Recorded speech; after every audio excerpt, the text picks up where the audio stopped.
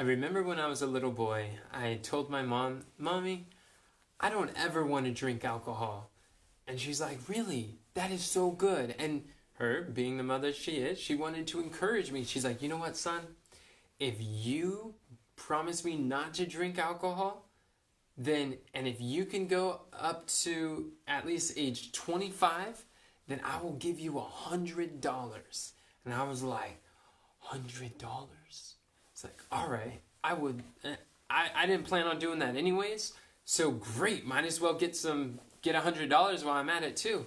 I'm like, all right, then I committed, and I made that deal with mom and myself, and I was just like, I'm not going to touch any alcohol my whole life, and when I'm 25, I'll be able to cash in.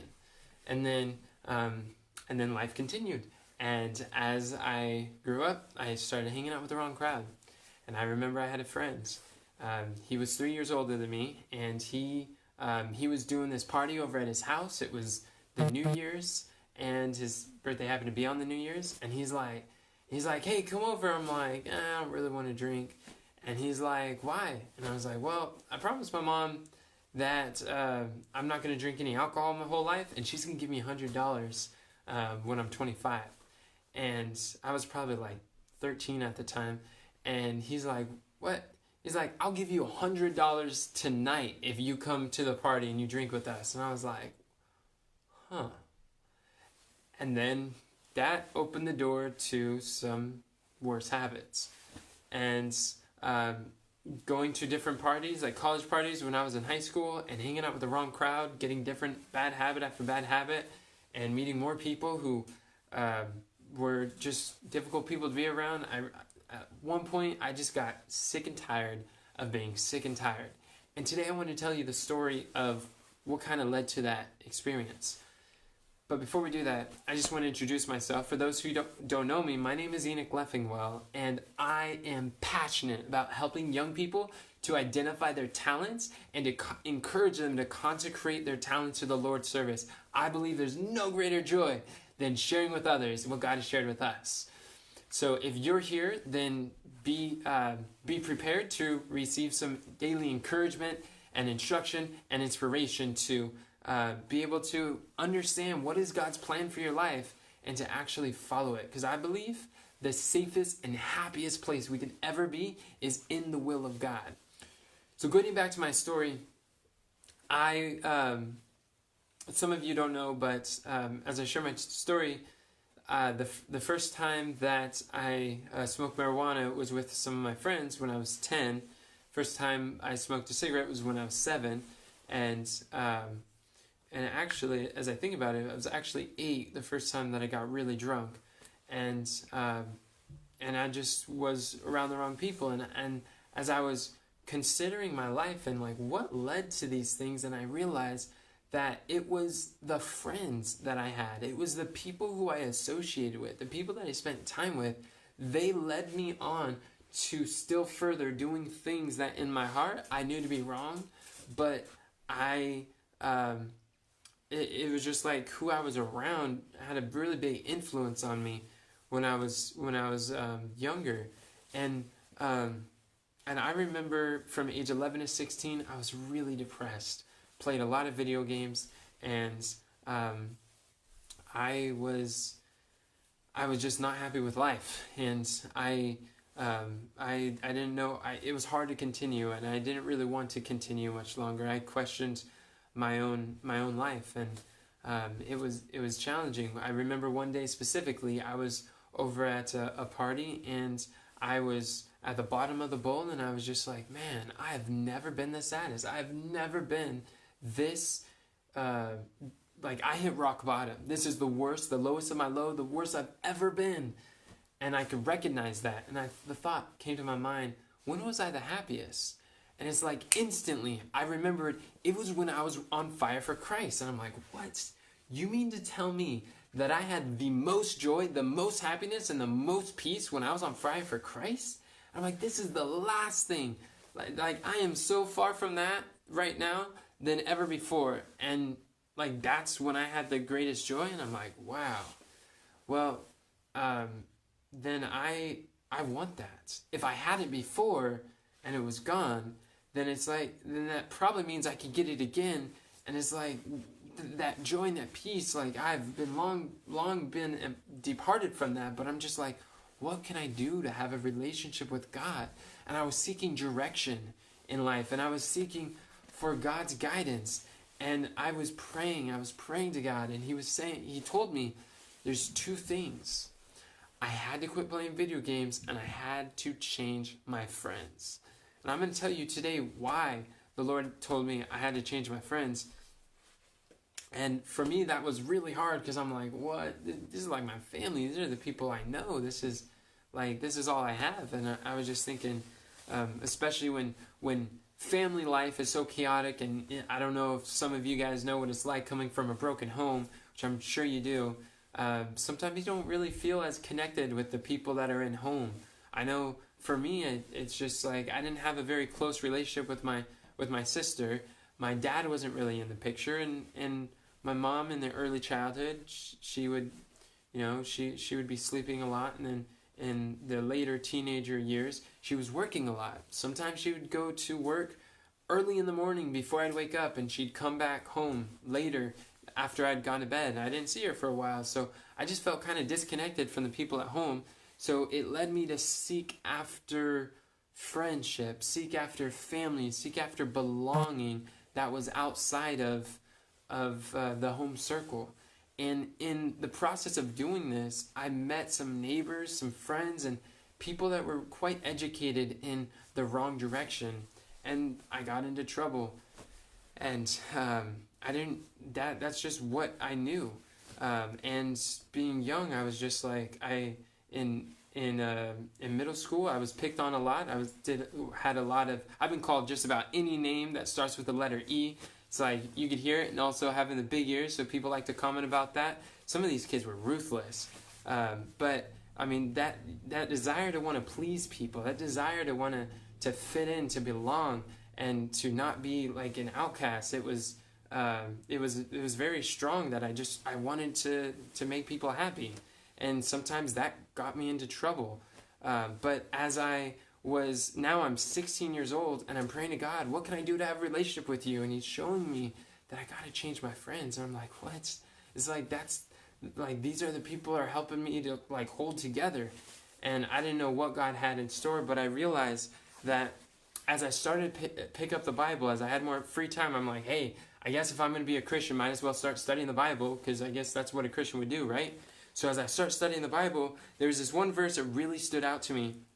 And it said, Proverbs 13:20, he that walketh with wise men shall be wise, but a companion of fools will be destroyed. And I was like, I don't want to be destroyed, one. And two, I love wisdom, and I want wisdom.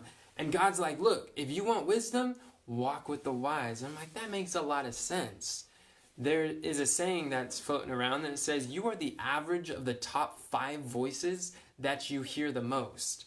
And that might be the people that you spend time with, the books that you read, the things that you listen to. You're going to be an average or a sum of what these 5 voices are saying in your life. So you want to be very careful about who you surround yourself with. And for me, I was like, whoa, because I want this wisdom, I need to surround myself with some wise people. Where can I find wise people?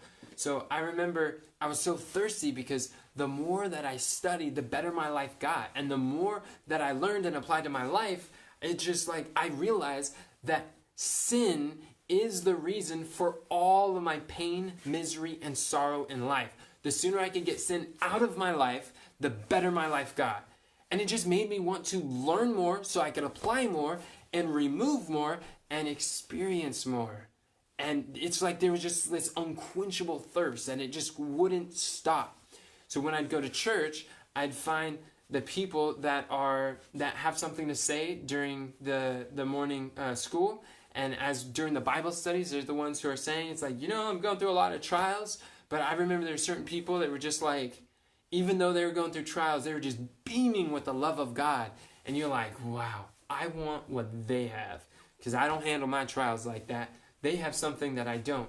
And when you ask them questions about the Bible, they're just like, turn to this verse, turn to that verse, turn to this verse. And as you're opening the Bible, you're like, oh, this is amazing. It's like, this is incredible. And so what I found is that during fellowship lunch, during fellowship activities, I'd always gravitate to those conversations of the mature Christians, the ones who you can tell that they still have the love of Jesus, that they haven't lost their first love, and they're eager to share. And I would just sit and I'd listen. If they weren't talking to someone else, then I would ask them questions, and they would answer, and I'd like take copious notes. And I remember being at camp meetings sometimes when we'd come together to hear God's word every year. I'd get my food, and I'd try to find which one is the most spiritual conversation going on. I'd like strategically place myself where I can kind of listen to 3 different tables, where I can be like, okay, which one? Oh, they're talking about the winds. They're just joking and jesting. Oh, they're talking about a Bible subject. I'm like, oh, I need to know this. So I go and I sit down with them, and I'm just like listening. And I'm just like here, I'm like, wow. And a lot of stuff's going over my head because I'm like brand new, I'm telling you. And the Bible was like this huge book that is like, at this time, I only read a total of 6 books in my entire life. So reading was not my thing, so to speak.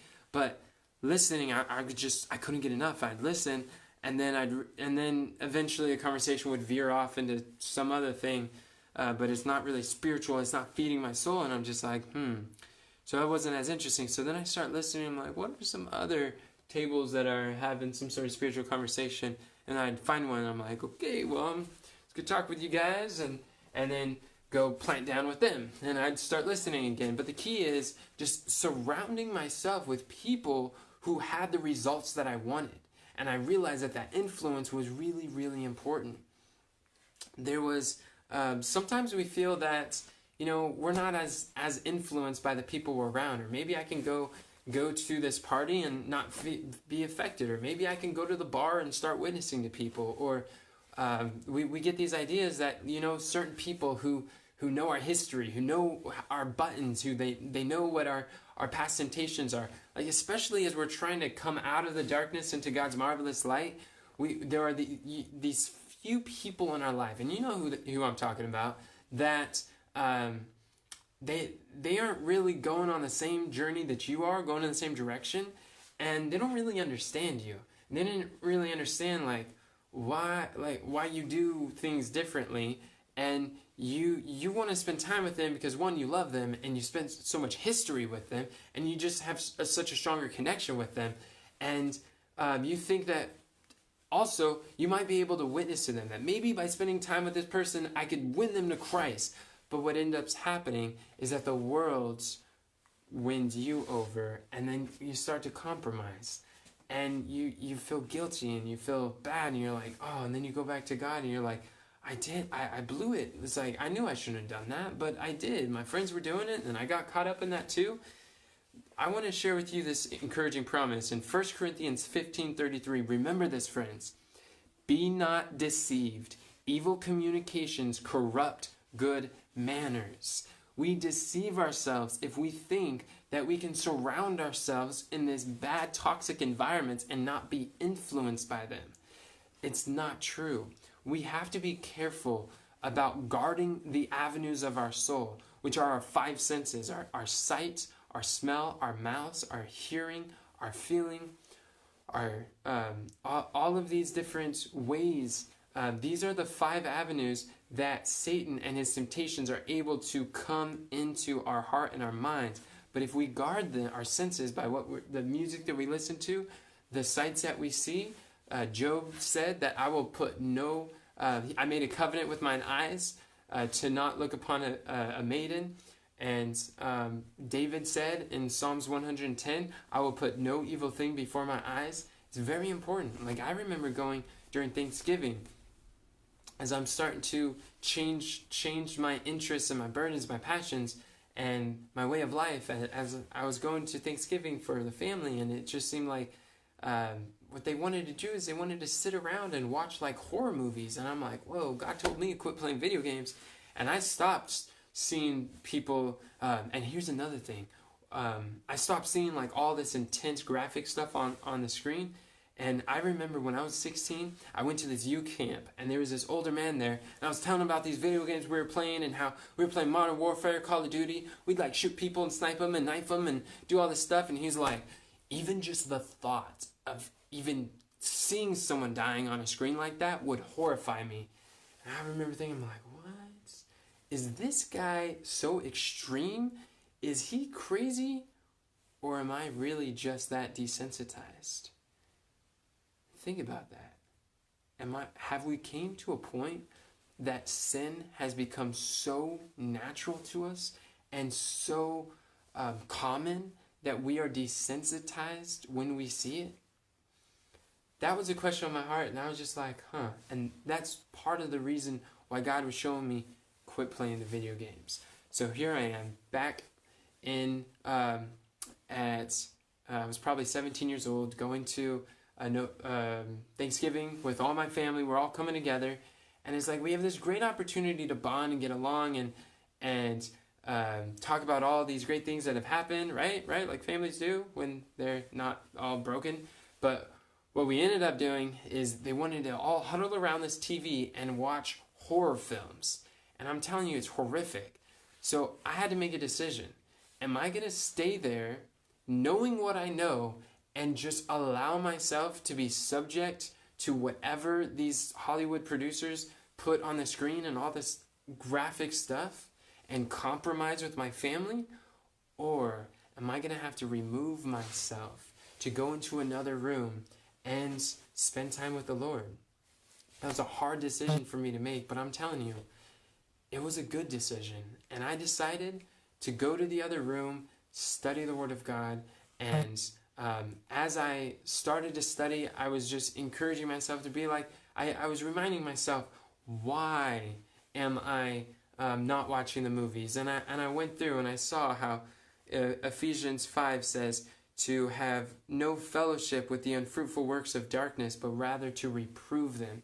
How Romans 12:1 and 2 says, I beseech ye therefore, brethren, by the mercies of God, that ye present your bodies a living sacrifice, wholly acceptable unto God, which is your reasonable service. And be not conformed to this world, but be transformed by the renewing of your mind, that ye may prove what is that good and acceptable and perfect will of God. Romans 12:1 and 2. And I'm telling you, like, be not conformed by this world, but be ye transformed by the renewing of your mind. The only way to renew our minds is by flooding our minds with the words of God and the promises of His Word. And so in these times where I have to make this decision, am I going to choose family? Am I going to choose friends? Or am I going to choose faith? Am I going to choose eternity forever and my Father in heaven? Who am I going to listen to? And I'm telling you, friends, listen to me. The best decision you could possibly make is to choose life. Jesus said in Deuteronomy, I lay before you blessing and cursing, life and death. Choose life. And the choice is yours. And we get to make the choice every single day. We get to make the choice in the friends we choose, the influences we listen to, the things that we listen to. And I realized that Ecclesiastes chapter 4, verse 9, it talks about how two are better than one because they have a good reward for their labor. If they fall, the one will lift up his fellow. But woe unto him that is alone when he falleth, for he hath not another to help him up. And I'm telling you, I saw him like, I had a best friend. I actually had two very close friends that we gave our hearts to Christ together. And then one of them, I realized, was living a complete double standard life, and they were one person to me in front of me, and then they were still partying and drinking and going off the walls at night, and they're doing things that I had no idea that they were doing. That was devastating. And then I had another friend who I love dearly. This brother has been so, he's been like a brother from another mother, like the one that I never had. And through thick and thin. And he was my best friend in high school for when I was like 14, 15. And then we gave our heart to Christ together. And but I remember he was saying, I think this Christian experience, it's too hard. I don't think I can continue doing this. And I was like, no. And he's like, well, the environment at my family, they're not really supportive of my Christian faith, and I think it's going to be a lot easier once I move out. Then I can start to follow these things. It's going to be a lot easier that way. And I'm like, no, that's what Felix said to Paul. Come back. When I have a convenient season, I will call for thee. Actually, that was Agrippa. And I was like, tomorrow is never promised. Don't decide. Now is the day of salvation. But he's like, I can't do this. It's too much. And so he was gone. And I was just stuck. I'm like, Lord, who else do I have? It's just me. I go to church and I see that there's like this huge age gap. There's like much older people in the church, and then there's way younger in the church. But I'm like, where are all the young people who are on fire for Christ and who love Jesus? And I'm like, and that longing to have that connection, that was so strong. And so one thing I realized that God used in my life, I went to a prophecy seminar in Georgia, and there was this preacher who was speaking, and he's saying, young friends, and he read Daniel chapter 1, and he's like, look, Daniel had Hananiah, Mishael, and Azariah. He had these companions that together they decided that they will not defile themselves with a portion of the king's meat or the wine which he drank. They said no to that alcohol, and they did it together. And he was showing how Daniel understood the importance of having Christian friends. Young friends, if you want good quality friends, join ministry. And that was a nugget that I got from this whole cross-country trip from Oregon to North Carolina to Georgia to back to Oregon. That one nugget, I'm telling you, if you get anything from this video, if you want good Christian friends, join ministry. It will change your life forever. And that's what I realized. It stuck with me.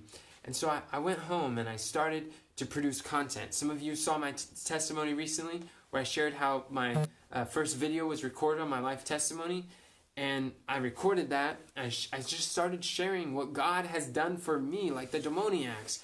God said, hey, go back to your kindred, your friends and your family, and tell them what great things God has done for you. And I shared on video, and then people started to watch that. And then I realized, like in hindsight, as I think about it, most of my friends that are the closest to me, who I love so dearly, who have been such a powerful influence in my life, I met through ministry. I met through making videos just like this. Even today, there was someone who reached out to me from Texas who was saying like, hey, so-and-so told me to reach out to you. And so I just wanted to connect. And I'm like, great, I love meeting new people. And I realized that it's like Renelle from Canada, her dad was watching my videos, and we would chat, and then I'd always message him like, hey, do you have any prayer requests? I'd love to pray for you. He's like, pray for my children.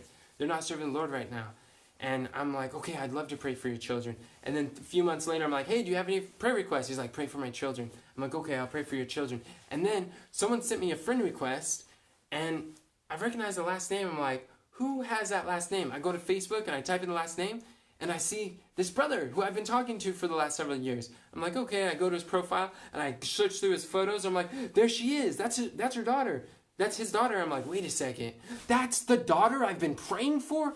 She's sending me a friend request? What's going on here? So then we get to talking and then realizing that she's just given her heart to Christ. She is putting away the whole media stuff. She was coming from a similar background as me, depressed, discouraged, and into all this media stuff. And now she's like, I want to be a Christian.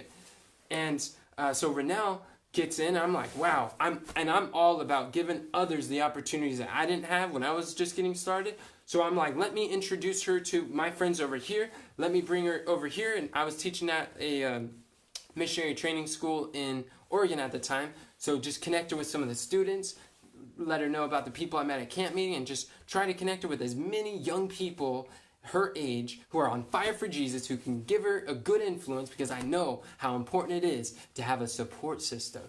And now she's over here in Washington State. She's been able to go to our school in California. We've been working together in ministry along with a host of other young people. And it's just amazing to see how some of these experiences have just started by one live video. You're just one video away from meeting someone who's going to change your life forever. And I'm just like, wow. But I would have never met some of my closest friends if it weren't for recording these videos, if it weren't for sharing with others what God has shared with me. And by doing that, your message attracts your audience. And by sharing with others, you start to attract the people that you want to surround yourself with. So if you're hanging out with people who are swearing, who are cursing, who are drunk, I mean, you're gonna find more people that are like that. But if you want to find people that are supportive, that are caring, who are loving, then you need to be supportive. You need to be caring, and you need to be loving. When you do this, everything changes. Proverbs 27:17 says, "Iron sharpeneth iron, so a man sharpeneth the countenance of his friends." God has a moral purpose of bringing us together so that we can sharpen each other, so we can challenge each other. We need community. God has created mankind as social beings. Even Jesus himself, Luke 2:52 says, "And Jesus increased in wisdom and stature and in favor with God and man." So Jesus increased with favor in man. Jesus was a social being. It's through the social relations that the gospel goes to the world. So we really need to pay attention to the influences that we have. And as I was thinking about it, now, fast forward 7 years, I've had the privilege to be in full-time ministry these past 7 years, and I've met some amazing people. And I'm like, where before I just felt so alone. I'm like, Lord, is there anyone else who hasn't bowed their knee to Baal? And then I just like claim the promise. Yes, there's 7,000 who haven't, but I'm like, where? I don't see them. But then I realized, oh, they're online. Here they are, and I'm talking to them right now, and it's a blessing. But as I was thinking recently with my friend, I was like, you know, what makes the difference between these some of the youth that are just on fire for Christ, who you can ask them a Bible question and they'll give you an answer, and you ask them to speak and they're ready to share what God has shared with them, and then these youth that are just uninterested in spiritual things, they're just worried about being in each other's company, of just light, trifling, jesting, joking, just entertainment, drowning out their mind, trying to distract themselves with the world. It's like these two contrasting opposites. What makes a difference? And as I was talking to my friend Michael, we realized it's the way we study the Bible.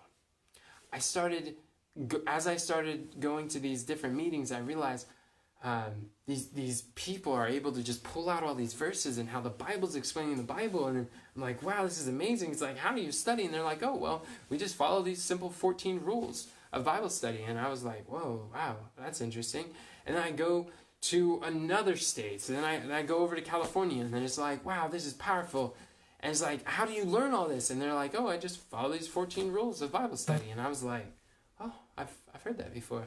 And then I go to another camp meeting over in Georgia, and then they're just like, oh yeah, the preacher is studying about these 14 rules of Bible studies interpretation. I was like, wait a second, there's something to this. Let me look into these 14 rules. And as I started to get it, I was just like, whoa, this is amazing. It's like things were clicking in my mind, where finally the Bible was able to unlock to me. It didn't feel so confusing. It's like I can actually pick up the Word of God and I can start to understand what this means for myself. If you want to understand what the Word of God means for yourself, then I encourage you to get your hands on some of these 14 rules of Bible study interpretation, because it will change everything. This, I've realized, is part of the difference, what made the transition for my young friends from being worldly or careless to being spiritual and mission-driven. And they are missionaries on a mission to go make the world a better place, to go take the gospel to the world. And if you want to get a copy of these 14 rules of Bible study interpretation, I'll give them to you for free. Just go over to thearmyofyouth.com 14rules.com/study, and you can get your copy today. These 14 rules, they're so simple, a child can understand it and start to understand what the Bible's saying for yourself. But I am so thankful for this opportunity to be able to talk with you today. And really, the burden of my heart today is to encourage you that influences are everything. The influences I had as a young person led me down paths that only brought me pain, misery, and loss. But as I was coming out of darkness into his marvelous light, I realized early on the importance of walking with the wise. I realized that if I wanted to have a strong Christian experience, I need to surround myself with voices, with people who are encouraging, people who will inspire me to take action on spiritual things, to study the Bible, to challenge me to understand more. And sometimes, and I'm telling you, sometimes those people did not live in my local community. Most of the time, honestly, I actually had to go online to find some of my closest friends. And later on, they became person-to-person friendships, and in person we'd meet at events, or they'd come over to do an evangelism endeavor. But a lot of these relationships started by being intentional with social media, with Facebook, Instagram, YouTube. I mean, that's some of the greatest connections at the beginning. And then and just encouraging people, because when we don't have those influences locally, we can find them online, whether that's through podcasts, whether it's through YouTube, whether it's watching these live videos today. I'm going live every day for 21 days because I care about you. And I know the struggle. I know sometimes it's hard to feel like we're all alone. But I want to tell you today, you're not alone. And I want to tell you that God has an army of youth out there who are being rightly trained to take the gospel to the world. And there's a family that's being formed. There is a community of on-fire young people that are striving to follow the Word of God in everything that He teaches. And so I just encourage you, if you would like to be a part of the army of youth, if you'd like to just have that support and encouragement, then start making some comments below and just get to know some of the people. And I mean, there's some amazing people in this community. And go ahead, if you like this video, then click like and share this video with other people, because there's a lot of lonely people out there. There's a lot of hurting people out there.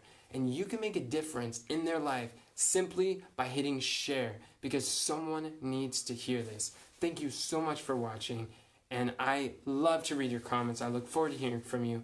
And until next time, have a great day and God bless.